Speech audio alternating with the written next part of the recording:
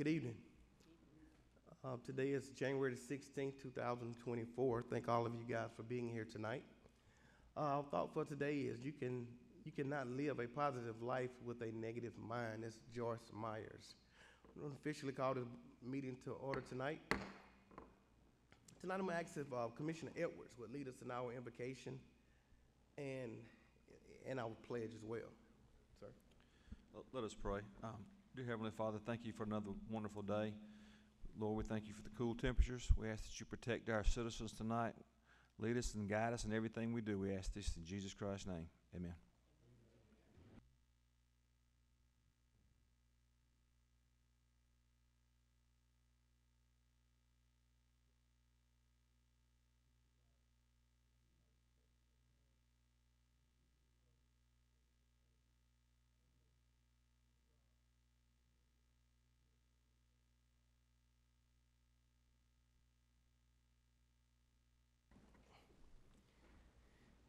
Thank you, sir. Commissioners, I seek a motion that we adopt the agenda, please. Is there a second? Is there a second? It's been motioned by Commissioner Edwards and second by Commissioner Cowan. Any discussion? All in favor? It passes 4-0. Thank you. Next on the agenda is citizens' comments. This is an opportunity that we allow citizens to come up and make comments about agenda topics only. Agenda topics only. You have 3 minutes to do so. Please state your name and your address for the record, please. Agenda topics only.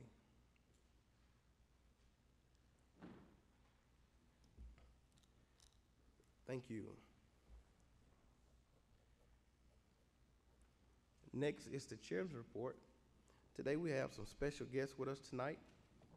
As you know, we are featuring those who receive ARPA funds, and we want to bring them up and let them talk a little bit about what they are utilizing the funds for. First on the list tonight, we have Faith of Jesus Ministries, Pastor Lamar and Elsie Bell. Guys, if you would come on up. Thank you for being here tonight.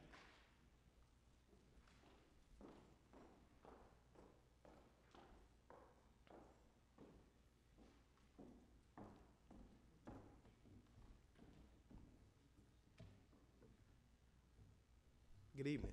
Good evening, Chairman, and to the entire Board of Commissioners, and to everyone attending.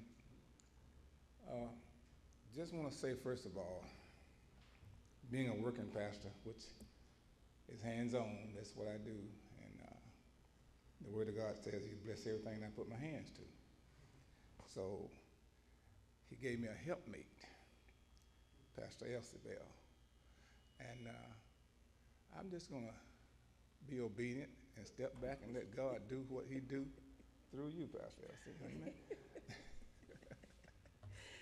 Good evening to our awesome Board of Commissioners. We just want to express our heartfelt gratitude for the generous grant that you provided. Your support has made a tremendous significant impact on our nonprofit. For instance, while deciding whether or not we would apply for the grant, daily we picked up from our suppliers, and sometimes twice daily. After deciding to get the grant or to apply for the grant, we completed the grant, submitted the grant, and while waiting for approval, we had 3 trucks to go down. And if you know box trucks, that's an expensive repair. But because of your grant, not only were we able to repair those 3 trucks, but we were also able to repair the leaky roof that we had so we could protect our merchandise. We were also able to repair our air conditioning units so the volunteers would have a nice place to work.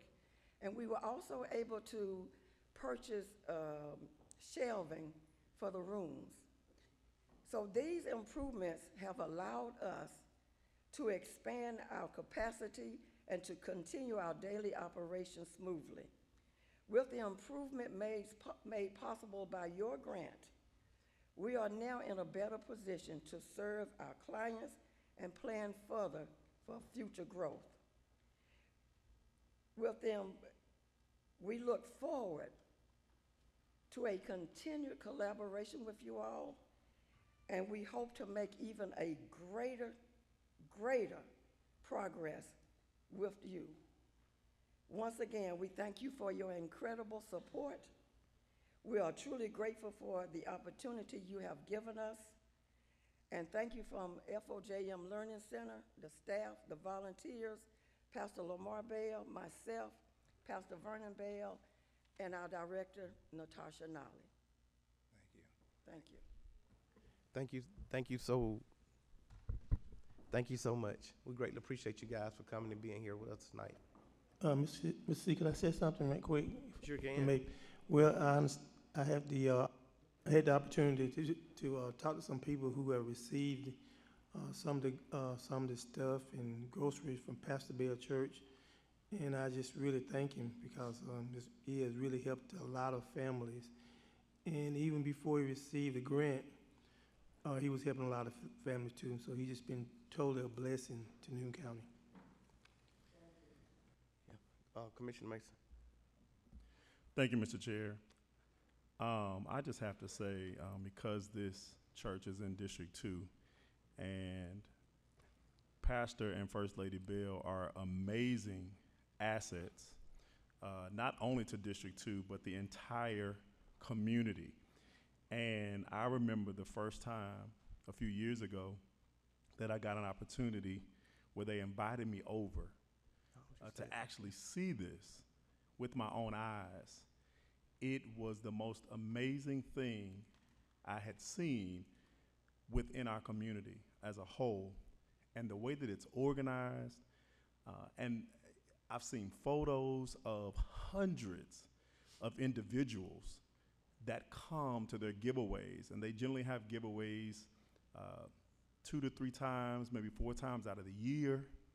And I mean, there are hundreds of people that come to receive. I mean, they have clothes, they have shoes, they have food, they have home, items, they have toys, they have appliances. When I tell you they have everything, this is a mini Walmart. I mean, and what I love the most is that they're there to really help support our community. And so I just wanted to say thank you, Pastor and First Lady Bell, for being such an asset, not only in District 2, but in our entire county, and what you bring to the community. And I'm just excited and grateful and honored to partner with you in truly changing the trajectory of our community. So I just want to say thank you for this presentation tonight. Thank you, sir. Next, we have Pastor Darrell Hooper and his lovely First Lady. If you would come on up, and I think that maybe his son with him. You're more than welcome to come up if you would like. At the Church of Covington. Yeah. Thank you so much, Chairman. And I just want to echo on behalf of the community what Commissioner Mason said about FOJM and visiting the site. It's amazing. It's amazing. But let's hear from the Church of Covington. And this is another amazing project. So come on up. Thank you, Mr. Chairman, and all of our commissioners. I am certainly reluctant to follow the Bells, as they are heroes of the faith and heroes in our community, but we also are very grateful for the ARPA funds and the assistance and just the difference that they have helped us to make. In all honesty, we were already working hard and making the most impact we possibly could, but these funds have propelled us forward and enabled us to do much more, much faster. I have just a few numbers to share with you. Just since May, when the funds were extended to us, our Church Cares feeding program has fed 5,119 households. That is, these are exact numbers, 18,495 individuals, which includes 6,406 children, 5,680 seniors. Total pounds of food given out is 117,754 pounds of food. That's just May through December. One of the things I'm excited about was the Christmas boxes that we put together. We feed every week on Mondays and Thursdays, every single week, and people line up and come through and receive boxes. But this past Christmas, we did something special. We wanted them to receive Christmas boxes. My wife, Kristen, who joins me today, is passionate about hospitality and getting the family back together around the table. If your family and your schedule is anything like ours, that's almost an impossible task. And so she's made it her goal that a couple of times a week we're having a meal around the table together. Now a daughter in college and all of that, trying to juggle that. But as a church, we're passionate about that as well. And so we put together Christmas boxes, which included a complete meal. It was an 8, 9, 10-pound ham. It was the vegetables. It was the rolls. It was everything inside that box, down to the sweet tea that they would need to have a Christmas meal together. We even had a baking box that had eggs. Has anybody bought eggs lately? They're expensive. Eggs and flour and everything that they would need to make their pies or their cakes. And we had 149 people receive Christmas boxes on December the 22nd. It was at a cost of just over $5,000, but it was another 8,575.9 pounds of food. 576 people were fed a Christmas box. I did just some quick math. It's about $8.60 per person. And I couldn't help but think how far $8.60 would go. If a family got together that hadn't been together in a while, maybe if someone was forgiven, maybe if someone was loved, maybe if someone was welcomed back at the table who had been absent for a while, can I tell you that that investment is worth every single penny if we can make a difference in the family. I'll move quickly because one of the programs I'm most excited about that these funds have helped us launch and getting off the ground is a fostering program. I know this coming Sunday is Sanctity of Life Sunday, and for us, life is not a political issue. It is a spiritual issue, as we believe God gives life. But I also understand the challenges of every mother making that choice and that decision and needing help, needing assistance. And so we are putting our best foot forward and trying to do that. We've learned that there are hundreds and hundreds of foster kids, even in Newton County, outside of Newton County, that simply have no help. And so brand new for us is our church closet. Recently we had a family of 8 that was removed from a home in an emergency situation. 8 kids, and they left the home in an emergency without shoes, without proper clothing, and they were able to come to the church closet and get all of the clothes they needed, all of the essentials they needed to get them through their first few days until more arrangements could be made. We're talking about clothes and car seats and coats and mattresses and shoes and whatever they possibly could need, because we want to be committed to more than just physical needs, but spiritual needs as well. And we're welcoming in foster parents with foster kids to come and be impacted in our church kids and our church youth programs, because these kids and all kids need positive role models, big brothers, big sisters, people that are going to be a great influence in their life. We're passionate about the next generation, and we are mentoring the next generation. My son, who is 17, a junior at Eastside High School, just asked a few minutes ago, could I work here? I said, you need to go talk to the chairman. You never know. They may have a position available. Get to work, boy. But we're committed to training the youth to serve God and community.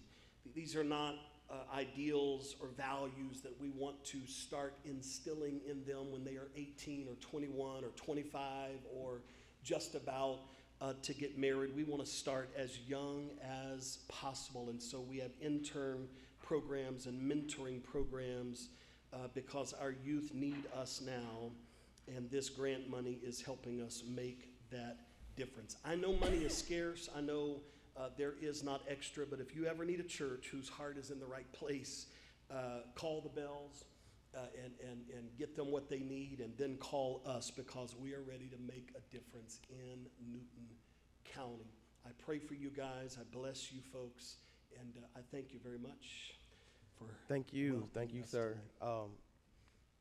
Commissioner Henderson. Thank you, Mr. Chairman. I believe that Church of Covenant is in District 4. In fact, while you were speaking, I leaned over towards the Commissioner Cowell, and I said, well, it's in District 4 or District 5. He said, and we looked at each other and said, don't matter. It's just the thought of doing something good for our community. And we thank you. And we thank God for you and your family. And continue and keep up the good work. Pastor, thank you guys for being here tonight. We greatly appreciate what you do for this community. Thank you, First Lady, as well. Your ministry. Thank you, Pastor Bell and First Lady Bell. Thank you guys for what you do in this community as well. Next, we're going to bring up Deacon Fred Johnson.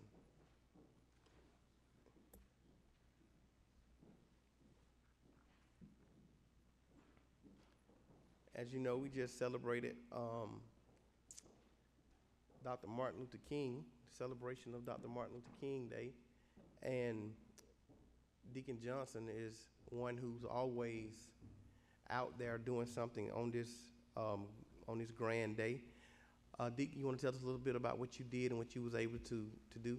Well, on yesterday, we did a day on instead of a day off.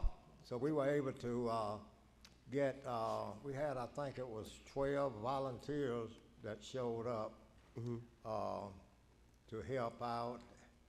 I think I had one deacon from my church, and one of my lodge members was there, and there was a member from Livingston Church, and another family had some people buried there, and there was I think three or four other ladies that came down to clean them up around their immediate family.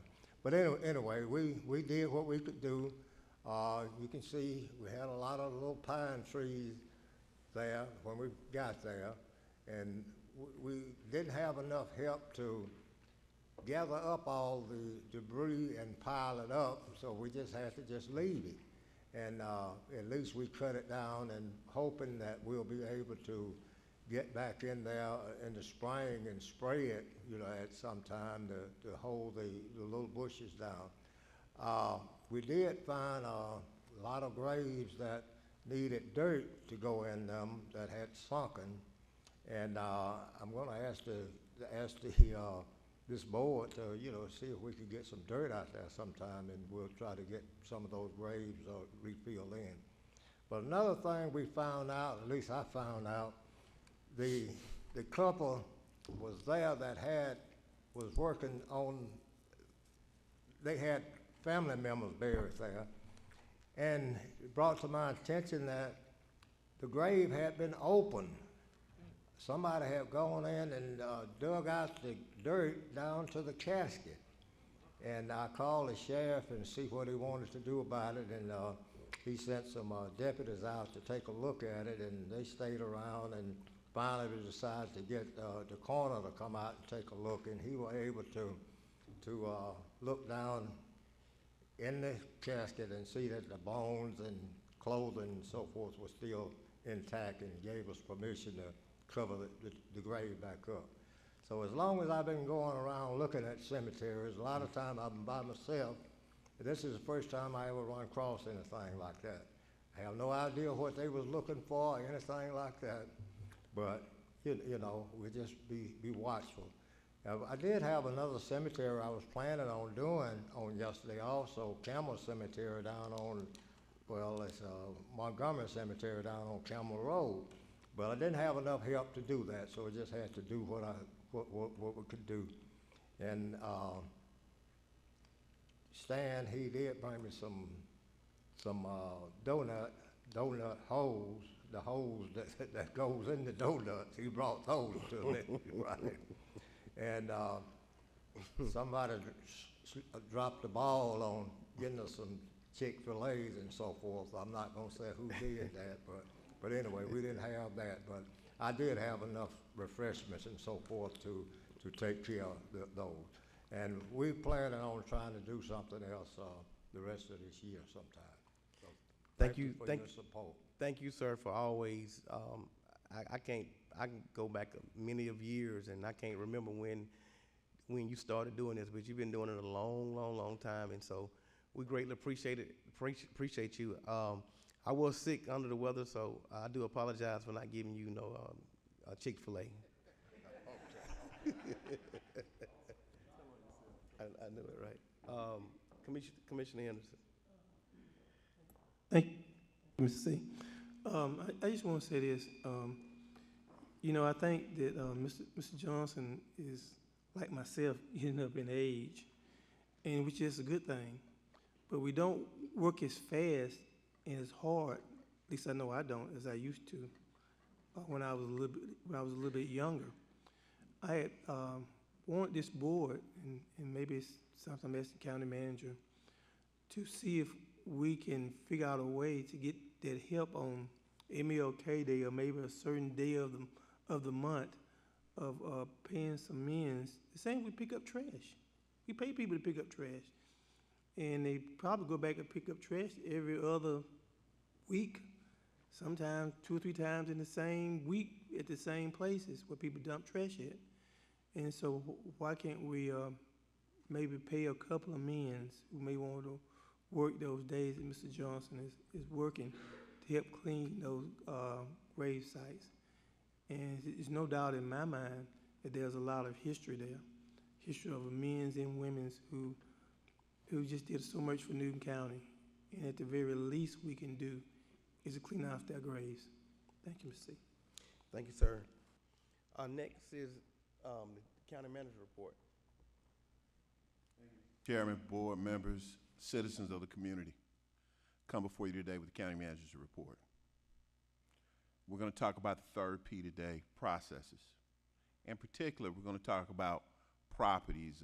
I stated on the December 5th meeting that I know that there were some concerns about the properties and whether or not we have lease agreements, so on and so forth. So today's presentation touch on that. I also shared with the board on January 12th a policy as well as lease agreements that I wanted all board members to review so that we can in turn come back together and figure out a general consensus so that Patrick and I can make whatever revisions that are needed or so on and so forth. But let's talk about the vision for these properties. The vision is simple, standardization. We want to make sure that we manage our properties in a standardized and fair manner. We want to make sure that we have lease agreements in place as needed and also intergovernmental agreements in place as needed. And we want to also address those short-term renters as well with agreements also. Let's talk about properties. County-owned, not county-owned, and operated under an intergovernmental agreement, so on and so forth. Let's start with the county-owned, currently unoccupied. That's Gum Creek, and that's Nelson Heights Community Center. When we talk about county-owned, operated under a lease agreement, we have Washington Street and portions of R.L. Cousins. County-owned, currently operated without a lease agreement, T.K. Adams Historic Band Room and portions of the Cousins Community Center. The Cousins Center, R.L. Cousins. Operated under an intergovernmental agreement, we have the Mansfield Community Center. And not county-owned is the Almond Community Center. Let's look at the operations within Cousins. We have some county operations, such as our Emergency Management Department, our workforce unit, Keep Newton Beautiful.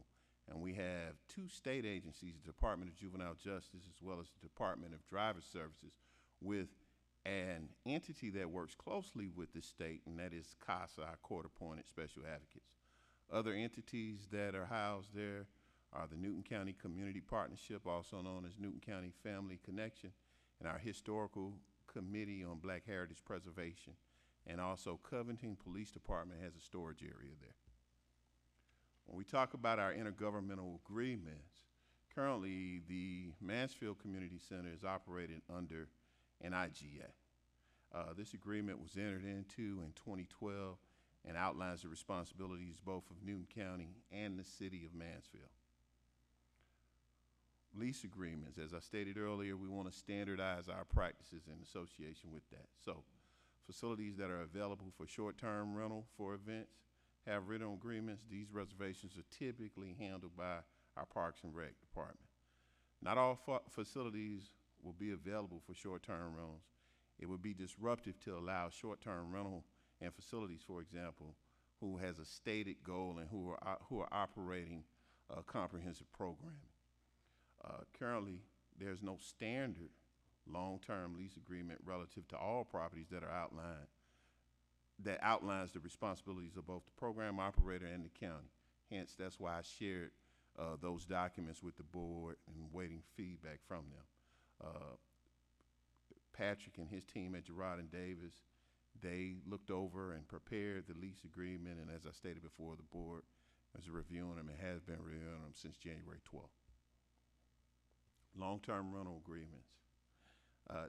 The county will not seek to collect rental payments in exchange for comprehensive programming and services provided to all residents in Newton County. When entering into these lease agreements, program operators will be required to disclose programs offering and services that they will provide to the county and be a benefit to the county. No organization operating under lease agreements will have the authority to sublease to a third-party organization. Responsibilities of the county. Major repairs and replacements of roof, foundations, structural elements, exterior walls of the buildings on the property, and maintenance of the underground utility and sewer pipes outside the exterior walls of the buildings is something that the county will be responsible for, and also replacement of worn out or irreparable mechanical and electrical systems. Responsibilities of the lessee. Shall outline program initiatives that benefit all residents and execute said program. Shall maintain the property and keeping a good state of cleanliness and maintenance and repair. Have some ownership in the property. You're leasing it, right? Lessees shall pay utility costs, groundskeeping, and pest control, and maintain commercial general liability coverage and commercial automobile liability insurance. Moving forward, after the input from the board, we'll begin meeting with the authorized representatives from the program's operators to enter into these standardized lease agreements. Current program operators who currently are not under any type of lease format, will be offered the opportunity to adhere to one or given 60 days to find an alternative location. The goal is to ensure, again, standardization and making sure that we're consistent in our efforts. I yield back my time, Mr. Chairman. To our zoning, it's actually 7:29, so we're gonna go. We're gonna go into the zoning right now. Of course we are. Ms. Applewhite, if you would please come on up, please.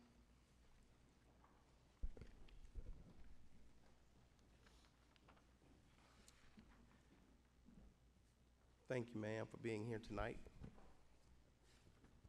Good evening, Chairman, Good evening. members of the board. We have just one petition this afternoon. It's an appeal case. It is APP 23-00005. And our applicant today, it's Carol Finn and Stephen Von Bromsen. I hope I pronounced that correctly. The original case number that they're appealing is the VAR 23-00011, and the original applicant is Torin Mike. The address is at 1135 Bethany Road. The tax ID parcel is 0016043A, District 2, and it's on 23.23 acres, currently zoned AR, and of course the residential use. So the original request that is being appealed today is an appeal to the BZA's decision under VAR 23-000011, which was to approve the relief from the required setbacks for a kennel for dog boarding and grooming. And the original request was to seek relief from the required setbacks for a kennel for boarding and grooming. And today they're appealing that approval from the BZA. Potential effects on the county, none if developed with staff recommended conditions. The applicable standard we're looking at is Division 510, Section 510-355, which describes a kennel, which is as 4 or more, and we're looking at Part C, where it says no kennel shall be located within 500 feet of a residential district. And I won't read through all the other criteria. It is included in your application, in your petition packet. Just a brief history. On November 30th, 2023, the BZA approved the request by a vote of 5-0 to seek relief from the required setbacks for the kennel for boarding and grooming. And they approved the variance with the following recommendations listed below. I've already included these in the recommendations for tonight's case. I won't read through all of them here, but just know that the BZA added the 7th one, which was the kennel shall house no more than 20 dogs now or in the future. And the site plan analysis, on October 10th, the original applicant submitted a site plan which shows the location of the existing primary structure and the proposed location of the kennel for no more than 20 dogs, and that's after future expansion. The current home is approximately 587 feet off of the road.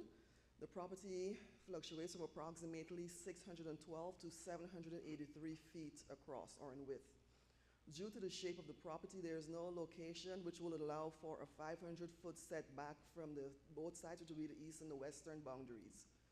And on November 30th, the BZA approved the applicant's request to reduce the side setback requirement for kennels from 500 feet to 441 feet for the eastern property line and down to 261 feet on the western property line. And I should note here that the north and southern boundaries, they meet the requirements of 500 feet or more away from a residential zoning. So the variance is only for the east and western boundaries. So the applicant for the appeal lives to the south of this property, and their property line is approximately 855 feet away from the proposed location of the kennel, and this exceeds the required 500 feet. The two lots are also separated by trees and a pond. And the current applicant's concern is that the dogs may be heard from the kennel once it's established and starts. So should the request be approved, staff recommends the Board of Commissioners approve the application with the following conditions. 1 through 7 are conditions that the BZA approved. So the 1, the kennel is for the purpose of boarding and grooming of dogs. 2, the kennel shall be at least 441 feet off of the eastern side property line and at least 261 feet off of the western side property line. Any building or enclosed structures for the housing of animals shall have a minimum setback of at least 100 feet from all property lines, and at least 150 feet from the public right-of-way. All areas housing animals shall be completely enclosed by walls or fences at least 5 feet in height. Any outside activity or exercises for the dogs must occur within 100 feet of any of the boundary lines on the property. Outside pens must be located a minimum of 50 feet from an intermittent stream and 150 feet from a perennial stream.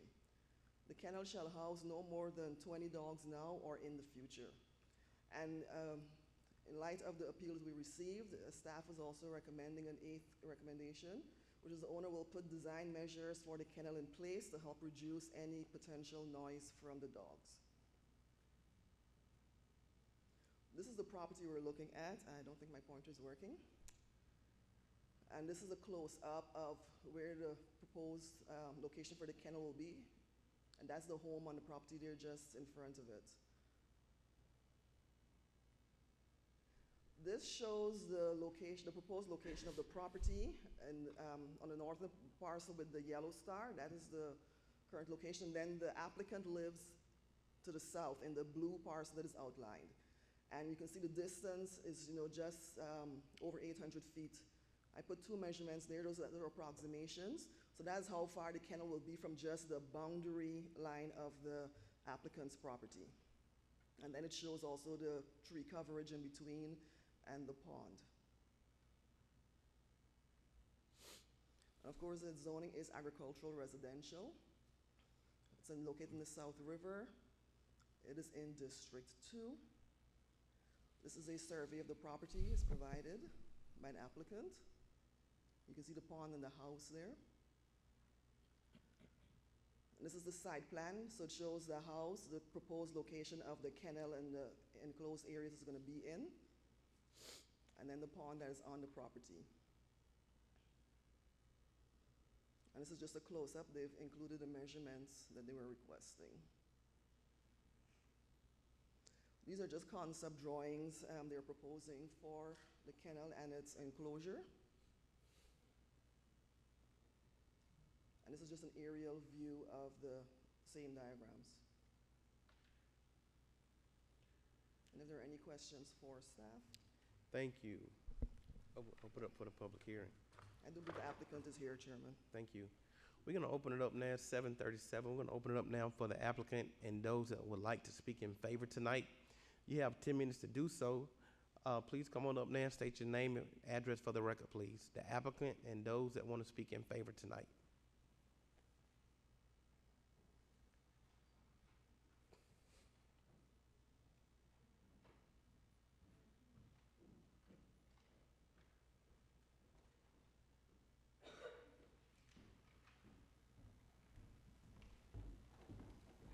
Good evening.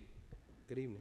My name is Stephen von Brumson, live at property 1639 Covered Bridge Road, Covington, Georgia 30016. So have you guys been able to include a letter with inside of the appeal package as well? Have you guys had an opportunity to review that letter? If not, let me go through the basic format of what the letter entails. So from the last meeting, there were 2 things that were brought up that I addressed in that letter. Firstly, the distance requirement of 500, and secondly, the fact that we're an agricultural type setting, which was 2 of the main arguments that I heard for the approval of the prior decision. Talking about the agricultural first, and then I'll go to the distance side of that letter. Agriculturally, what was brought up in the last meeting was because you live in the country, you should expect to have noises out in the country, and that's what you should expect. Sure, fair point. What I don't expect is dogs. I expect cows, horses, the things that we have around us today. In terms of a distance of 500 feet, probably not a big difference because cows emit about 30 dB of noise level, and the other about 60 dB. Dogs can reach about 120 dB. So let me, yeah. So it's for those that are speaking in favor tonight. Are you speaking of the appeal? Yes. So I'm the one who did the appeal for wanting to get it overturned. Okay. I'm in favor of the appeal. Okay. So I'm just outlining the fact that in previous it was stated that if you live in the country... okay, you said it was stated. Okay, correct. Go ahead. If you live in the country, that you should just deal with dog noises because you moved out the country, you should deal with the noise. Okay. And what I'm trying to put across as a point is that noises, cows, and things I expect from agricultural, horses, cows, absolutely. Dogs that can reach 3 times that noise level, not so much. And when you're talking about one dog, and I gave context in the last meeting in terms of, we have one dog today that barks incessantly. The owner has kept it in about a 15 by 15 pen, approximately 300 feet away, and it's very loud. Now we're talking about 5 to 20 dogs, potentially, and let's just use 20 dogs because that's the worst case scenario. 120 dB. For every extra dog you add is another 3 dB on top of that. So 3 times 20, 60, you're going like 150 dB in noise level. That's very loud, is my point. I don't know what the 500 feet does when a bark can reach half a mile to even a mile away. For context, that's 5,280 feet is a mile. 500 feet, I don't know what that does. I know that one of the points from the last was that there's lots of trees. Trees do absolutely nothing for sound dampening. The construction, if we go back to that, kind of listed up here, I see that there's a lot of encased fencing there. That does nothing for noise abatement as well. Go back to my main point, which is cows, horses. Those are the things I expect to see in an agricultural setting.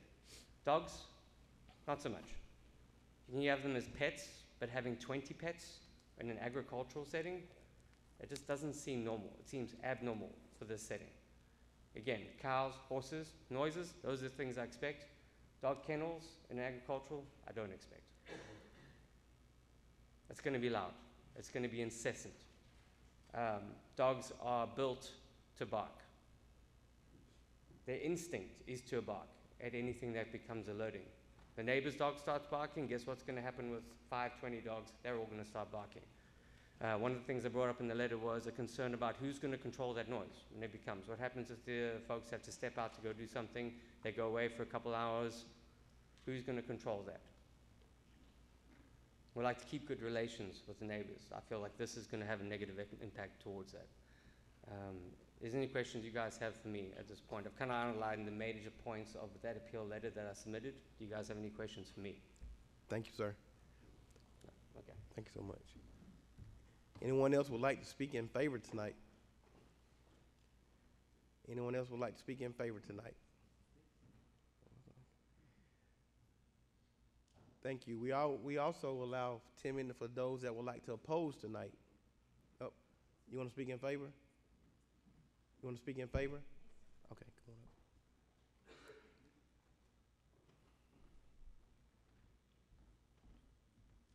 Good evening. Good evening. My name is Lindsay Finn. I am Carol Finn's daughter. I apologize she could not be here tonight. One of our concerns obviously is the sound.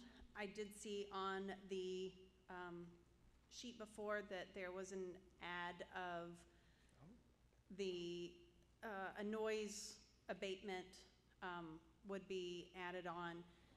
And I guess our question would be, what is that? Is that a solid fence? Is it we've looked online, there are some barking deterrent things that you can use in your private homes. We've had to use one for a dog I remember when I was much younger. So we like to see that the appeal is added that number 8 step, but what does that look like? How is that barking? What type of fence or what type of structure would be put up to help minimize the sound travel? Thank you. Thank you. Anyone that's in favor of the appeal? Anyone else that's in favor of the appeal? Thank you. We also allow 10 minutes for those that would like to oppose the appeal. You may come at this time. Please state your name and your address for the record, please.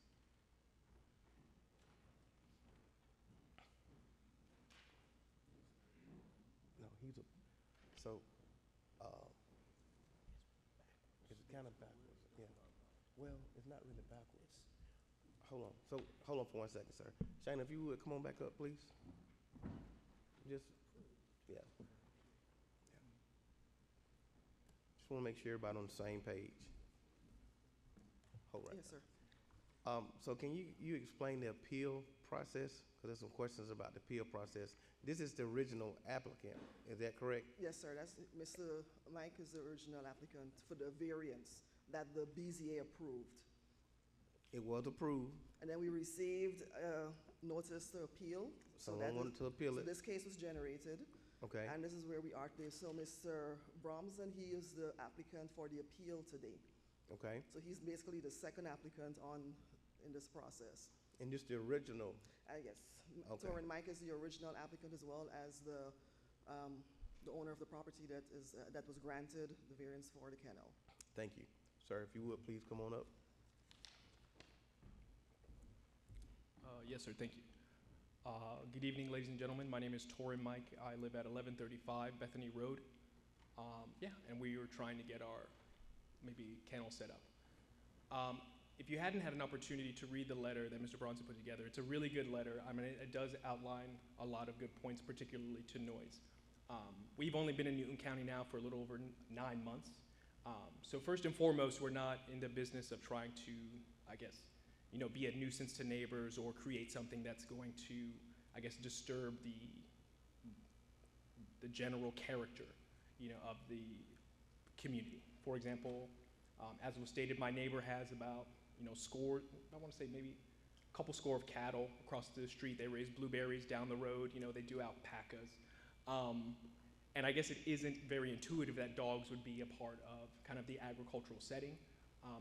But Department Georgia of Agriculture runs all dog kennel license. So the state of Georgia believes that dogs are a part of kind of the agricultural setting. And so I just highlight that to say that it's not necessarily intuitive, but it is a part of that setting when we think of it in that way. I guess another point would be the dog in question. And I 100% agree, if you have an animal in a 15 by 15 space that's not interacted with a lot, that's kind of left to its own devices, it will be reactive.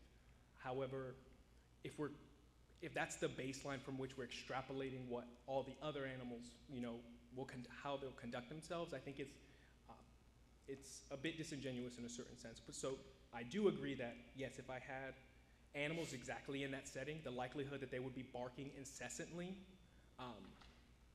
is very plausible. So the two things that I want to talk about, one, the sound mitigation, because that's brought up and that's worth resolving. And starting there, that's going to be more of, I guess, a design question and then also an operational question. So with respect to design, this concept drawing was just to give kind of a rough idea of what we're doing. But the two things that I want to call out is, one, that each compartment is kind of segmented. The framing within that compartment, we have offset framing. So that is to say, opposing pieces of drywall don't touch, right? So a bark, a whine in one room doesn't transfer to the next room. Again, that's number one. Number two is that there's also insulation that we're planning on having in there to further dampen any noise. From an operational perspective, we don't intend to bring all of the animals out at once. I know there's this idea of what we expect a kennel to be, that maybe some folks just have kind of a long row. We've come to call it kind of like puppy Alcatraz. There's just like, they're like three-sided hutches. The animals come out, and it's just, we let them play. They're left to their own devices, and then we kind of wrangle them in back, at the end of the day. Our research has led us to believe that's not, most consumers only have that option, but they're looking for different options, kind of one-on-one, more intimate care. And so to that end, this idea for us having one-on-one time with each animal is how we believe that, one, we'll be able to keep the sound down, but two, we won't create this kind of pandemonium. Because if anyone stands to lose the most from 20 barking dogs, it certainly isn't the person that's 500 feet away. It's the house that's 50 feet away. So more than anyone here, I think we have a vested interest in ensuring that we don't have 20 barking dogs right in our backyard. So the operational piece is definitely to, I guess, manage the animals in a way that is true to the ethos of one-on-one attention, intimate care. I also should point out a different design element, that each compartment has its own separate door. Typically, when you walk into a dog kennel, there's one door and then there's two fleets on either side of just open cages, right? So the moment you open one door, the totality of that kennel starts barking, right? The animals learn that this is how we get outside. So one door equals all of the dogs barking. And we understand that. So this is why we opted for a design that is one one dog or a pair of dogs, one door. That way, door number 1 doesn't trigger, dogs 4, 5, and 6. To the second point with regards to the fencing that we've included here, as you can see, each dog will have its own patio. Those patios are not visible, right? The modeling software we used to generate this concept art, it was for a matter of expediency, but each compartment for each dog doesn't allow them to see other dogs. And again, that's just to reduce the reactivity, because if we're in a situation where, let's say, we have one dog that doesn't play well with other dogs, right? It benefits us nothing at all to have that dog barking in a high-stress environment, consistently being either antagonizing the other animals or itself being antagonized. So that those little patios, those aren't visible to the left and to the right. And so the main visibility comes in our common area, but in reality, that's just for when employees are taking the dogs out, they don't have to be in that individualized patio space, that they can take the animal to a much larger space. Any additional services that we might be offering there can be conducted in that space. In the beginning, it'll be myself. In the future, we hope to have employees that we can have managing this for us. With respect to, what we will do in the event that, the homeowners are gone. In this case, if me and my partner are not home and the dogs start barking.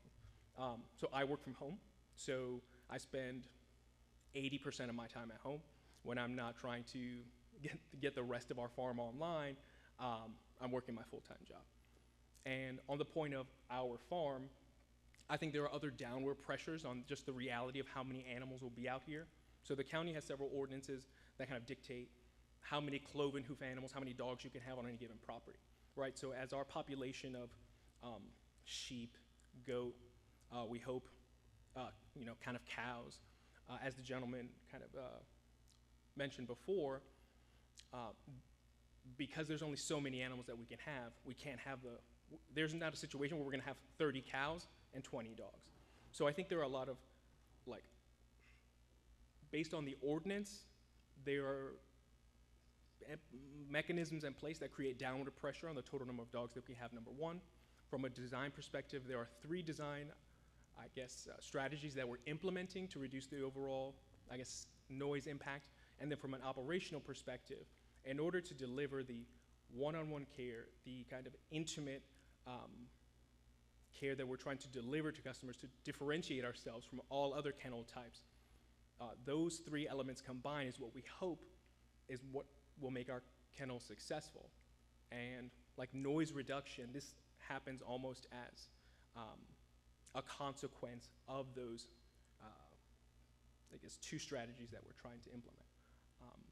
So yeah, I think, that's what we're going for. Again, it isn't our intent to be a nuisance. It certainly isn't our intent to maximize the business by just having dogs running wild. We think from personal observations and kenneling my dog, he always comes back wild and anxious, and I think it's a lot of because the play is very unstructured. He's constantly around other animals, and I think by creating a situation where we can kind of get away from that, it's something people will be interested in, and it's a way where we think we can be successful, and that can work kind of in the spirit and the character of our community. Thank you. Thank you, sir. Thank you. Ms. Applewhite.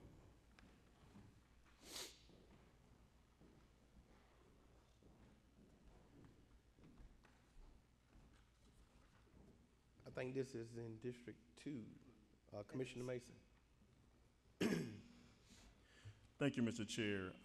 Before I move forward in my motion, I wanted to have a quick question for Ms. Applewhite. So, and if I'm hearing this accurately, this zoning request is to be not just for their personal animals, but it is to actually run a boarding or grooming business. Is that correct? That is correct. Okay. It's a commercial kennel. Okay. So, in real estate, you always hear that location is key and it is ideal. And so just based off of the information that I'm hearing, it is very challenging for me to actually make a decision tonight. So what I would like to do to get some additional information is I would actually like to put this in the form of a motion. So I move that appeal APP 23-000005 be tabled for the next 60 days so that I can actually get some additional information to be able to make the best decision for this part of the District 2 community. Thank you, sir. Is there a second? Second. It's a motion by Commissioner Mason and that we table this, and second by Commissioner Edwards. Any discussion? Commissioner Cowan? This is for Patrick. This is an appeal of a decision of the Zoning Board of Appeals. That's correct. Does our ordinance allow for that? You can table the decision. So I would caution Commissioner Mason, the information you obtain needs to be presented to this board in a public session before the decision is made. So while you can table the matter well, not to the next meeting because we now, due to advertising requirements, but whatever additional information is to be considered must be considered by the whole board in the context of the public hearing. Absolutely. Any more discussion? All in favor? Any opposed? Well, Any opposed? Not just, any opposed? Okay. Yes or no? the motion is to table it. Yeah, there's a motion on the floor to table this for 60 days. Any opposed? Any opposed? All in favor? Let's do it again, y'all. Let's do it again. In favor of table. In favor. In favor of table. All in favor? Thank you. Stay in table for 60 days. Thank you, Ms. Applewhite. Thank you, Chairman. Now we're gonna revert back to county manager's report. Ms. Cooper, were you done? Yes. You are? Any questions, guys? Commissioner Sanders? Thank you so much. I did have the opportunity to review the agreement and the policy, and I sent a detailed email probably around 6 o'clock, and I'm pretty sure you probably guys saw that. But I had a couple of questions because some of the items were a little bit contradictory. But the first thing I wanted to ask, and maybe this is a Patrick question, who owns Almond Community Center? And the reason why I'm asking that, because when I came in 2021, our former county manager, Lloyd Kerr, when I started receiving complaints, he was the one who informed me that it was a county-owned property and that there was an agreement with the county for Mr. Chuck Berry to maintain it on behalf of the county. So now this is the first time I'm hearing in 2024 that it's not owned by the county, because I want to know why the county managers, previous county managers, had no idea it wasn't owned by the county. So we undertook a thorough title examination of the property and determined that the county did not own the property. Okay. I'm going to see if I can tell you if I have. I'm not sure I have that available. The name of the owner. It is a. Let's just see. Bear with me.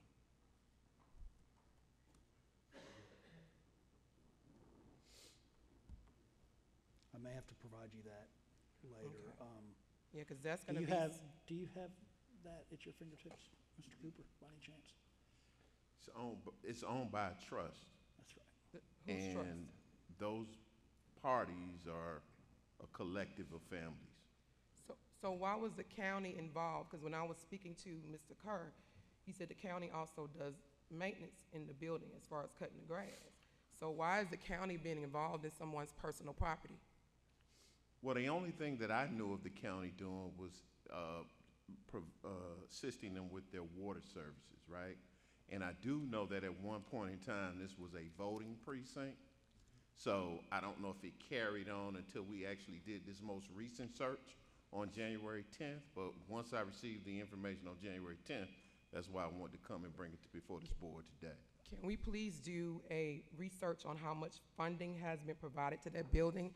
If it is a building that is not owned by the county, then why is the county even involved, and why was the previous county manager and leadership was not aware and was informed that this was a county building? This is what was told to the residents of Newton County that inquired, and also told to myself, inquired. Well, effective immediately, we have been removed from that since I found out about it on January 10th. That's very interesting. In regards to the Mansfield, and these are questions I'm asking based on the report, Mansfield Community Center says an intergovernment agreement since 2012. Is this recorded and filed with the county and timestamped? It is on record with the county. The Board of Commissioners approved that intergovernmental agreement Okay. in 2012. And how long is the agreement? I believe it is 30 years. 30 years, okay. That's my recollection. I'll confirm that for you. Okay. And so that is a county-owned building, correct? It is owned by the city of Mansfield, but we have an agreement to operate. To operate it, okay, all right. So I was looking at the actual contract. There was a little bit of contradiction versus in the agreement where it says no subletting, and also in the policy, it says you can temporary sublet. So I believe that in the agreement that needs to be adjusted, because if you have individuals signing where it says no subletting, but in the policy, it says you can temporarily sublet, that's a contradiction. Right, and that was by design. The reference to the sublease in the body of the lease document refers to a traditional sublease where I say, I'm out and you can take over the lease. So we prohibit that from happening. We prohibit allowing the tenant to have someone else take over the lease. What we authorize is allowing other people to, on a short-term basis, utilize the building for activities. So that is, those are designed to be two separate things, but we'll certainly look at it and Because it can be confusing, because if you're holding someone accountable for subletting, but in the policy it says you can, we might want to look at that agreement and update that. So it And happens we to be will in look at that, and that's why we wanted to get the general feedback as a collective from the board so that we can make those changes as needed. There was also an item that talked about the approval of flyers and so forth.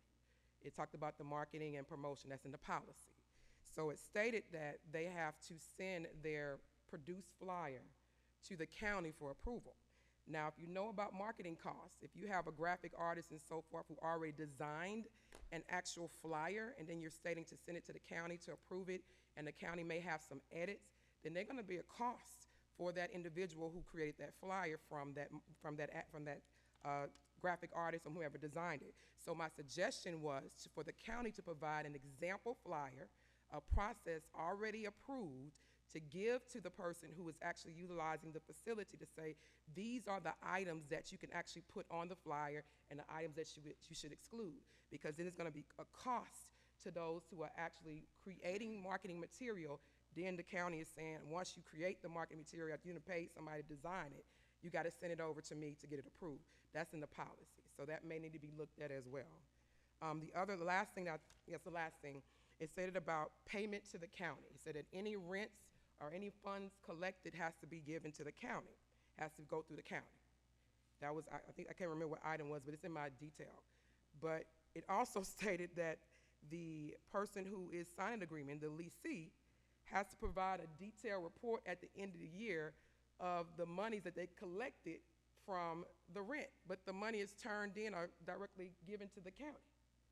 So I was wondering, that sounds like a contradiction, and also, what are the funding gonna be used for if that person is in that building, they have an event, or that somebody is renting it out? Normally they would use those fundings to take care of the maintenance, take care of utilities and so forth. So I put a suggestion in there in regards to them being able to turn in their invoices to have their utilities taken care of. So there was no standard operating procedure as to what the funding was gonna be used for if the county is collecting the rent from the person who's renting out that building. There was nothing written on where the funding was gonna be used for, where it's going, and what's gonna be done. Is it gonna go back to the leasee to be able to use for upgrades or upkeeps? Nothing was actually written in that policy. So I will address the first issue. The second issue is a business decision for the county to make. But the reason for the report, the annual report detailing the amounts received, is to ensure that we have in fact received all the money. Kind of like your tax return. Right. You know, they pull taxes out of your paycheck every month, but you still have to file a return saying, here's how much money I made, here's how much I gave you. So that's an effort to simply have the tenant confirm to us, here's how much money we made in rental revenue, so we can confirm that the appropriate monies were paid over. So where is the funding, what's the funding gonna be used for? Well, that's the the business question. decision for y'all to Okay, make, y'all. so that was That's a my business question. It was decision. not outlined in detail of what the money is gonna be used for. If the leasing can use that for the utilities, because I think they're responsible for utilities, am I correct in that agreement? They're responsible for upkeep, so if they're having individuals that they have promoted to utilize the building, the county didn't do that, the leasing did that. So what is the funding gonna be utilized for? So that needs to be outlined in detail, I believe, and I'm pretty sure it's up to the entire board before you have someone sign a contract. And that was all I had. Thank you. And this is to the county manager. Who was paying the utility bill up until you had it cut over at Alman? I think I call it Alman. Probably mispronouncing it. Who's paying the utility bill? We were responsible for the water bill. Okay. The water bill. So they were. Mr. Berry, whom I know is a good man, so he was paying a utility bill from the fund that had been taken from the people who leased the building. I guess that's how it was being paid. So it's not in the county name. I don't have that answer, sir.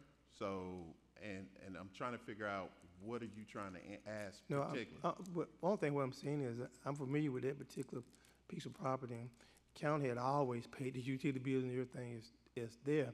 There never has been, since I've been on the board, a discussion of whether or not it was county property, because either it was given to the county or however it was given, it was county property. And so he should follow or should have fell on the same rules as any other community center or buildings. And so that's what the problem is. And so this is what I would like to see. And this is, I guess, to my fellow board members. So I'm talking a little bit. We have got to stop caving in to people who may have, who are rich, like, to a certain degree. And just start doing what's right.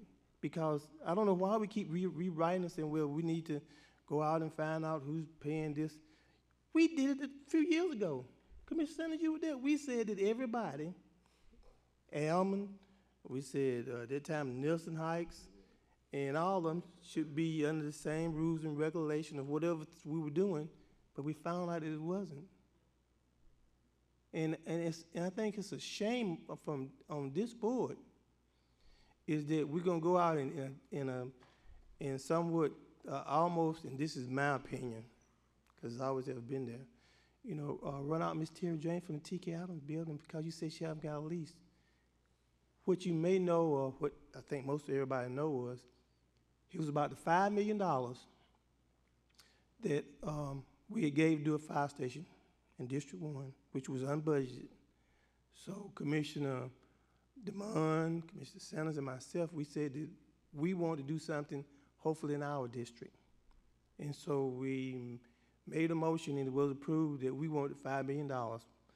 But later on during the discussion, Commissioner DeMond said that he didn't want to hold District 1 hostage. And I said, what you mean? We're just trying to get something. So the compromise was that Commissioner Sanders, she got $200,000 to do the fitness over in District 3. And I said, renovate the T.K. Adams building, which Lord Kirk came out and approved and looked at it. And I think Commissioner Cowan had said, said that what we need to do, we wanted to go ahead and give her a lease. And it went on and on and on and on. And I don't think we wanted just the little bit that we agreed upon. That's what's all we ever wanted. But we found something different. Find out something different. Let's stop changing stuff and let's do it right. And go by what we said we're going to do. Let's stop saying we're going to do in-house attorney and never do it, because it may not be what majority of the board may want. But it's what we said, that we told the people. I don't like lying to the citizens of Newton County, I don't like to lie. I like to tell the truth. That's what I like to do.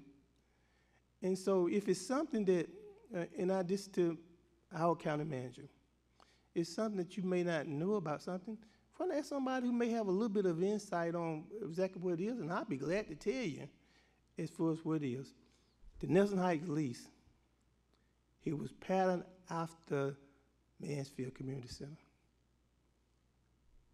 You can lease it out, whatever you want to do, with pattern after that. And Patrick know that that's what it was, but it came back with so many, all this stuff. And what it really boiled down to, they just didn't want this old commissioner helping people, putting in the food bank, helping the kids, going out and getting D1 children to go to D1 colleges, some going to pro. They didn't want that in a poor community. Then they said, well, you know, you're stealing. Well, I was not stealing. I was raised better than that. And they started telling all kind of lies. On my family, said that my grandson, I was paying it. Hey, who had put more money in there than my own money? There was money in a secondary account. I just put that one so we could run out through that. That's what I done. It was at the direction of the community. And now that Martin Luther King Day is coming, guess what we do? We're going to go out there and harass Miss Terry James.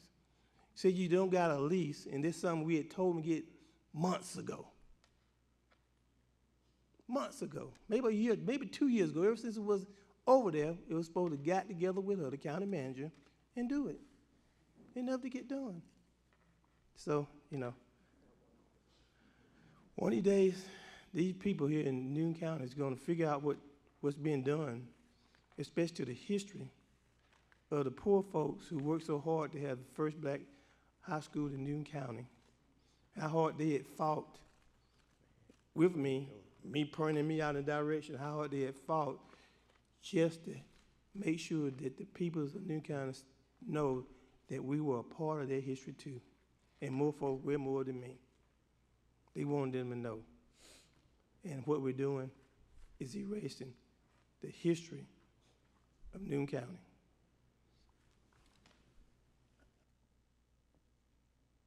Commissioner Sanders. I just want to receive a report, and I maybe put this will be my open records in front of public, to know exactly how much we paid to Almond Community Center. So, because hearing for the first time that this is a private property, and we're using county funds to pay for their utilities, and nothing dealing with the county was hosted at this facility besides it used to be a precinct. But we vote, once a year? So I would like to know how much money was sent over there, because I'm pretty sure now that this is in public and people are hearing, I'm going to get calls after this meeting. Why were we paying money to a private property and paying their bills? We're going to be asked that question. The other question I had, maybe for Patrick, I sent the email in regard, and it's probably both our county manager. I sent the email in regards to ARPA, and I made official communication, also made a statement publicly. I have been informed by residents that they have put in their estimates, their 3 estimates that they required, and individuals that are doing their work are not the ones that submitted the bids or the invoice. And my question was, and I've been hearing from some of the contractors that it was illegal activity. My question to Patrick is that, because I don't want to be a person who's a commissioner who's giving information and sitting on it, it may be illegal. Is that legal for contractors to go to homes and look at the house and provide the invoices and inspect the homes, and once that individual comes out to the house, it's a completely different person who did not look at the home? So Mr. Cooper and I discussed this last week, and I've asked him to provide me with some documents and some information so I can perform an analysis. I'm not in a position to be able to answer the question with what you're telling me. Okay. Commissioner Henderson. Thank you, Mr. C. And I'm glad you, Commissioner Sanders, kind of talked a little bit about that. And I had been called to come over to some of my constituents' homes and stuff. And it's a lot of shoddy work that they've been doing, from putting glass on an old elder lady, 80-some years of age, a glass shower I guess whatever you pull like a curtain, but you pull so that if she were to slip and fall, she could probably kill herself or cut herself really badly, to a toilet where she's got arthritis, it's so low that it kind of hurts her to use it. And she showed me where the paint was just really shoddy. And then what just really got me, and I guess what really made me go to her home, what she told me, said the lady got so rude with her. She said, well, you shouldn't have got anything anyway. You know, and those are the kind of folks that y'all hide. Y'all hide them people to go out to our senior homes and talk to them like that. We deserve better. We deserve better from this county. We deserve better oversight. And so what I'm asking you, Patrick, that we need to do a forensic audit, same kind you did on me, to make sure that the money is being spent right and the people should be treated a whole lot better. And lastly, you know, there's a lot of young men that we talk about here in the county who have worked hard to get their licenses in order to do work, and they don't even get looked at. In fact, one gentleman worried me, and I said, well, I'm going to bring it up in the meeting if I get a chance, and I'm glad I got a chance. And the young man's name is Roderick Sawyer. I think he called the chairman. You know, I said, well, call the chairman. I said, maybe he can kind of help a little bit. And he said, I've been working so hard just to get some work, and said, it's not only me, it's several other people who live here and can't even get a job. And yet we got, I think, Miss Kennedy, who have made, I guess, her company, I want to just put that on her, over $1 million of this same money we're trying to help folks with, over $1 million. And then you hear that some of the houses that are being repaired is being repaired for people for their rental property. And so that's what they're telling me. So there needs to be an audit, a forensic audit, to make sure that money's being spent right. And if it's not being spent right, then we need to do something to the people. Same way you're going to do to me and say that, well, you know, I'm spending and I'm taking and spending and doing something illegal. It's a possibility that they may be doing something illegal. So, you know, I don't know how I may need to address it to the board so they can vote it down. Or what you think we need to do, Mr. County Attorney? So in order to initiate an audit of that type would require action by the board. The board would have to direct that to be done. Thank you, sir. Commissioner, I seek a motion that we approve the consent agenda, please. So moved. Second. It's been motioned by Commissioner Edwards and second by Commissioner Mason. Any discussion? All in favor? Thank you. 5-0. Ms. Hamp. Thank you, Mr. Chair. Mr. Chair, the next item on the agenda is going to be item number 10, presented by Ms. Laura Bertram, Newton County Family Connection. It is regarding Newton County Family Connection is requesting the Newton County Board of Commissioners serve as the fiscal agent for the state allocation of funds to the Newton County Family Connection. Is Ms. Laura here? You got it.